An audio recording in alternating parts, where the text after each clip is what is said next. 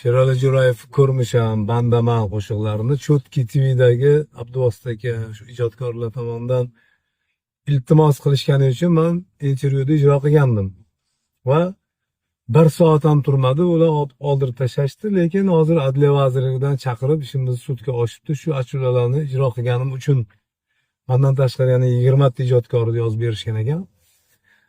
Bu qanchalik to'g'ri deb o'ylaysizlar? Bitta insonni bir o'tgan kunida xotirlab, yaxshi gaplar gapirib, ustoz deb qo'ysangizda va sizni sudga berishsa. Men hech qachon shular to'g'risida yomon gap gapirmagandim shu kungacha. O'zlari majburlashdi va yana majbur bo'lyapman shunaqa gaplar gapirishga.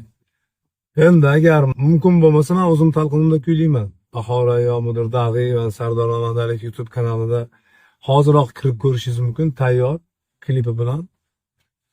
Agar arizani qaytarib olishsa, olishmasa men bir boshidan hammasini kuylayman. Sherali Jo'rayev muxlislar mendan xafa bo'lmaysizlar. Bular shunga majburlashyapti. 20 ta ijodkor turibdi, ya'ni sud eshigida. 130 million ishtirok berdi bittasiga. Izzat Xoliqov degan ukamizga. Bu qanchalik to'g'ri deb o'ylaysizlar?